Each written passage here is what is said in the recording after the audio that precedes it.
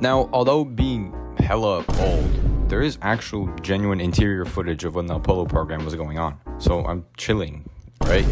Okay, and obviously I'm gonna use the software called Blender because Blender is literally free and it works completely fine. And if you want proof, if you want actual proof of my definitely 23 years of experience with Blender, if you don't, screw you. With my 23 years of experience using Blender, look at this gun. Look at this gun. This is my first ever render. Considering this is my first ever render, this is a good gun. Okay, it might be floating a little bit. It doesn't matter. Look at the rendering. Look at the shadowing. Look at it. Okay, all right, fine. Look at my second render. This is a whole car. See how improved this is?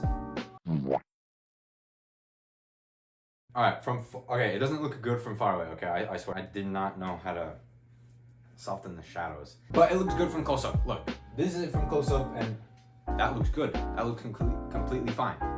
That looks literally completely fine. Okay. They might both look like ass, but it doesn't matter. It doesn't matter because with these skills and knowledges, that's not a fucking word. With these skills and this knowledge, I'll be able to create a photorealistic render inside the command module, and I am determined.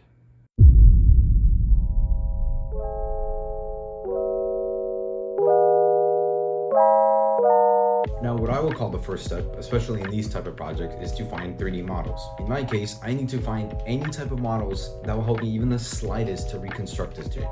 This will be pretty complicated. No, it's not cheating because I'm not the only one who does it. Other people do it, and other people make 3D models for other people to use in their projects. So hop off, it's not cheating. And okay, modeling can be interesting for some people, like 3D artists. I get that, I understand that. But I'm not trying to sit here for 300 plus hours and just model this thing.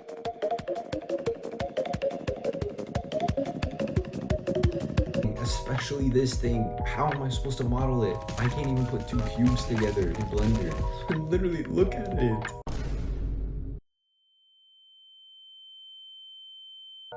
Anyways, we're going to be using a website called Sketchfab. It's the best 3D model website you can find. You can literally find whatever you want here. We're going to go into the search bar and type in Apollo command module. Alright, right off the bat, nothing too crazy. I mean, they're pretty good models.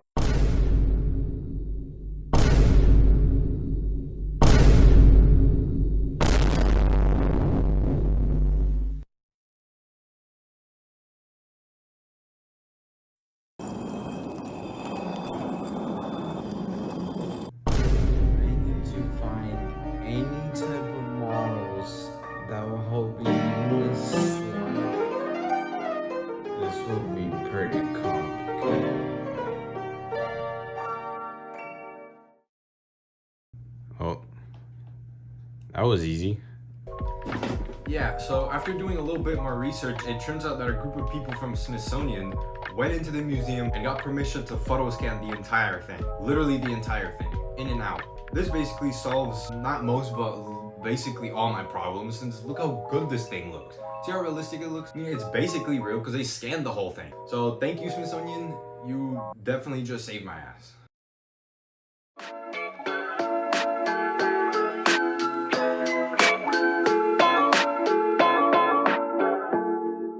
To get started real quick, all I did was draw these homemade motion tracking points on 2 pieces of paper and then stick them to the wall. You can draw these points on paper yourself if you want simple motion tracking. But you might be wondering, Wisty Boy 11, why'd you stick them to the wall? Well, listen to my big brain logic. The way I planned it out is that I want the feel of a real handheld camera moving through the CM, from couch 3 to couch 1, as you can see in this diagram. So to do that, I can't walk straight into the ground. That's why the wall is much easier to approach. Big brain. Also, I found this giant light sitting in the garage for some reason. Oh, Jesus Christ. Quickly recorded a video of me walking and done. Finally, I highly recommend turning your video into an image sequence. It's basically individual frames. If you're going to motion track, it just makes Blender track easier for some reason. Alright, now that we have the actual model, let's finally start working on the render. Obviously, the first thing to do is to motion track the footage. If you at this point don't even know what motion tracking is, where the hell have you been? Motion tracking is essentially putting these individual points onto your video and having Blender, or really any other software, track the motion of your camera in order to figure out where it is in 3D space. Then it mirrors the camera and creates that 3D virtual space up here. As you can see, the camera in the virtual world moves the exact same way as the camera in my room. This now means the scale can be set and the distance in your projects. Quickly set the wall as a wall and floor as a floor, and boom. Now that our footage is all tracked, we can drop in the command module. The first thing we notice is that it's tiny. Very, very tiny. And also it's gray. Since I want it to seem like I'm holding the camera in the CM, I gotta enlarge it by a lot. This becomes pretty tricky since I need to find the exact size of the CM in order for my camera to not clip through the model like it does right here. This took a little bit of time, but nothing too crazy. And here's the demo of me moving the cam from couch 3 to couch 1 like I planned. Once I got the camera motion I was happy with, it's time to finally activate the render view. Oh my god, I'm so excited. We go up here, press this button, and...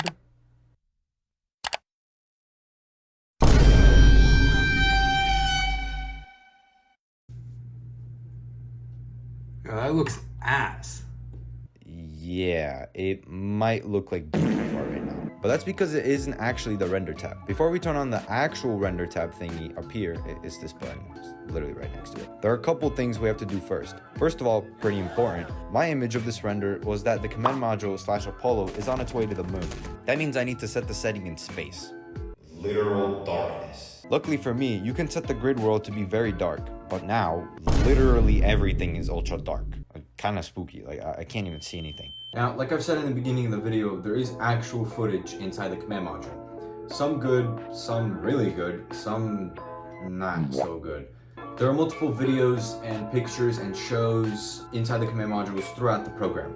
And with the footage, I can already scan out multiple things that'll help me. For example, I can scan out scale, I can scan out shadows, and most importantly, I can scan out lighting. These will help me a lot with the actual reconstruction of the atmosphere or the actual construction of the lighting, because the lighting is really important. If I don't make it look photoreal or at least close to photoreal, then what's the point? It won't look the same. So it's really important that I get this right, or this whole project is...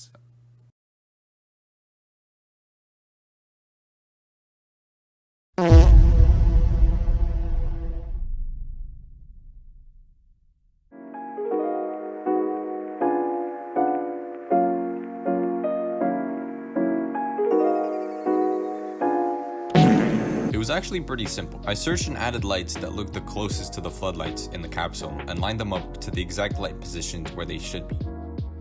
The floodlights of the CM are these lights right here next to each couch. There's also these extra floodlights that just add a little more lighting to the cabin. I personally like them, they look cool. Once I got the positioning right, I had to adjust the lighting power of each light value to have it look the closest to my reference footage. Okay, I think I found the sweet spot. Let's see. We go up here, press the real render button, and... oh my god. That actually looks really good. The lighting looks good, and shadows even better. Well, that wraps up the lighting part that I was prioritizing so much, and just like that, I wrapped it up in 2 seconds. Power of editing. We're done. Thanks for watching.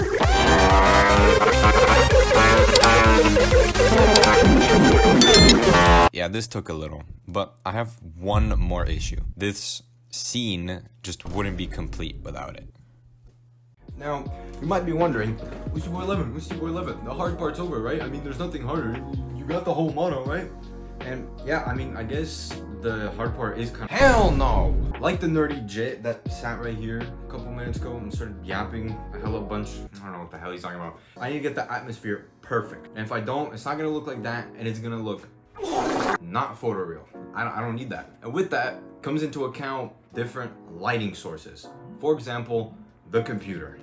The reason I brought it up is because that's the other lighting sources I had to lock in on. The computer, LGC, or even DSQI, whatever the hell you want to call it, sits right here slightly to the right of the commander seat. Right here, see it? Now, it may look like your everyday keypad, but it's not. It has some weird buttons like verb and noun, and I'm not gonna sit here and explain how the AGC works because you'll be bored. Anyways, as you can see in the 2 videos I kept playing throughout this video, you can spot out 3 registers and a couple of numbers at the top. Since the computer wasn't always lit up throughout the trip, since the astronauts weren't always using it, it was for most of the trip. Therefore, I have to add it to my render. With this, I have to find the exact color, the exact size, and a font I don't even think exists on Blender. So, yeah, great. Basically, I have to animate the computer.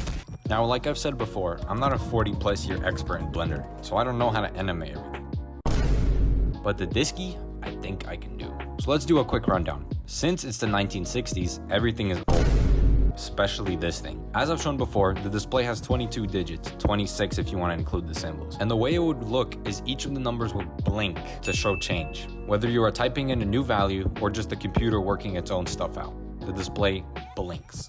So I'm going to animate that. The small issue is in some programs, the Disky blinks very rapidly with a bunch of random numbers pretty fast. So I have to add a bunch of numbers and hand animate each of them. But I have a plan. Since I'm not an animating expert, I don't entirely know how to animate it to blink, but I have a smart idea. I don't have to make it disappear. I can just make it move through the wall and then come back to being visible all in the span of a millisecond. Blender Pro, I'm a genius. It's rough to do each by hand, but it definitely does the job.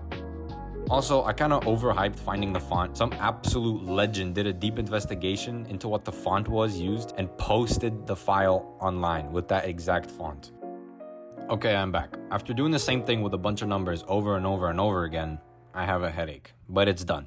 We're gonna click play on the animation player down here and see how it looks in correlation to the rest of the scene.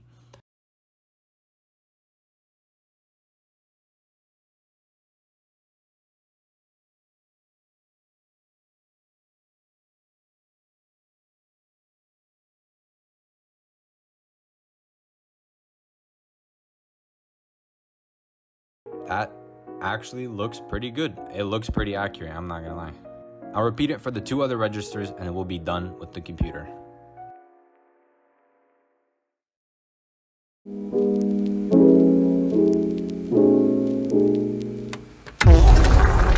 For the finishing touches, I messed around with the lighting more, added and adjusted the digits, and oh, by the way, pretty important, added the moon, which I forgot to mention. I put it in view through the window, but not too close since I still wanted the shape to be visible, and have the scene feel like it's on the way to the moon. Also, I found a model of a suit, gloves, and a helmet, which were also 3D scanned models, posted by Smithsonian. Fun fact, they're Neil's.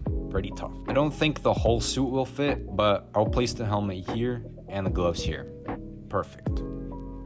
Honestly, having seen this exact same capsule in real life, it's really satisfying seeing it light up again.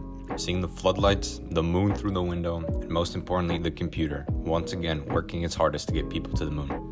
It's just satisfying. The amount of hard work and brains it took to create this program and have it succeed is insane to me. This same AGC had only 4 kilobytes of RAM, was hand-woven, and took men to the moon. To put that into perspective, your phone that you have in your pocket constantly has around 6 gigabytes of RAM. It's just crazy to think about. With that being said, here's the completed render.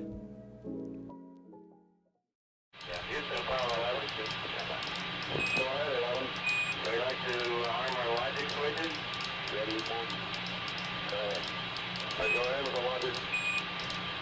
Okay, mark logic 1 and 2 on. Houston, be advised the visual is go today. This is Houston, roger that.